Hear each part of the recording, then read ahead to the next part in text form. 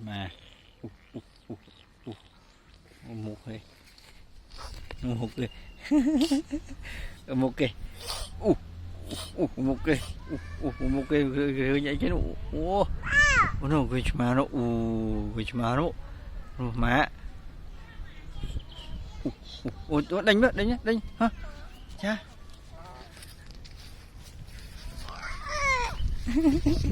ada nu cá yuk nhanh ngay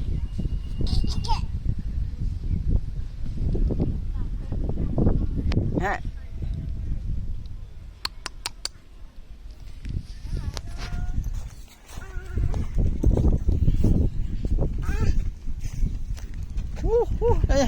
đây